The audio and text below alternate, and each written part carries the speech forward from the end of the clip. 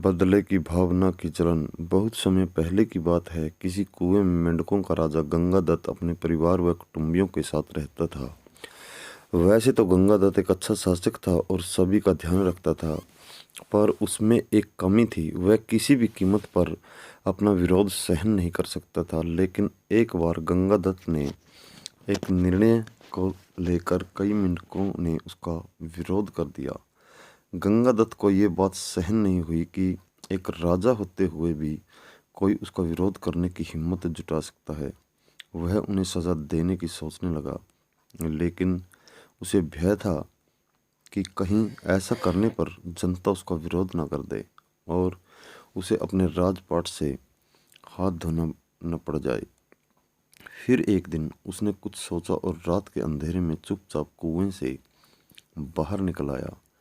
बिना समय गवाए वह फौरन नागराज नामक एक सर्प के बिल के पास पहुंचा और उसे पुकारने लगा। एक मेंढक को इस तरह पुकारता सुनकर नागराज को बहुत आश्चर्य हुआ। वह बाहर निकला और बोला, कौन हो तुम? क्या तुम्हें इस बात का भय नहीं है कि मैं तुम्हें खा सकता हूँ?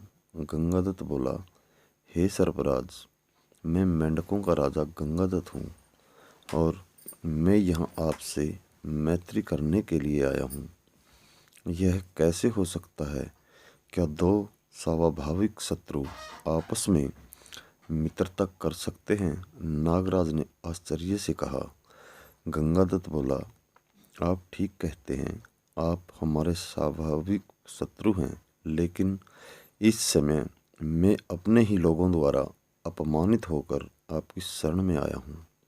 और शास्त्रों में कहा भी तो गया है, सर्वनाश की स्थिति में अथवा अपने प्राणों की रक्षा हेतु शत्रु की अधीनता स्वीकार करने में ही समझदारी है। कृपया मुझे अपनी शरण में लें, मेरे दुश्मनों को मारकर मेरी मदद करें। नागराज अब बूढ़ा हो चुका था। उसने मन ही मन सोचा कि यदि इस मेंढक की वजह से मेरा पेट भर पाए तो इसमें बुराई ही क्या है। वह बोला, बताओ, मैं तुम्हारी मदद कैसे कर सकता हूँ?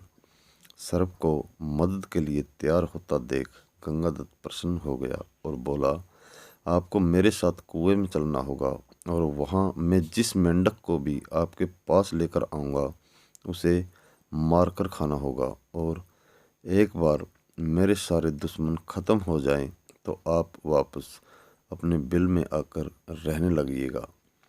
पर कुएं में मैं रहूँगा कैसे? मैं तो अपने बिल में ही आराम से रह सकता हूँ। नागराज ने चिंता व्यक्त की। उसकी चिंता आप छोड़ दीजिए, आप हमारे मेहमान हैं। मैं आपके रहने का पूरा प्रबंध पहले ही कराया हूँ, परंतु वहाँ जाने से पहले आपको एक वचन देना होगा। वह क्या? नागराज बोला, वह यह है कि आपको मेरे परिवार वालों और मेरे साथियों की रक्षा करनी होगी। गंगादत्त ने कहा। नागराज बोला, निश्चिंत रहो, तुम मेरे मित्र बन चुके हो, अतः तुमको मुझसे किसी भी प्रकार का भय नहीं होना चाहिए। मैं तुम्हारे कहे अनुसार ही मेंढकों को मार मार कर खाऊंगा। बदले की आग में जल रहा गंगादत्त नागराज को लेकर कुएं में उतरने लगा। पानी की सतह से कुछ ऊपर एक बिल था। नागराज उस बिल में जा घुसा और गंगादत्त चुपचाप अपने स्थान पर चला गया।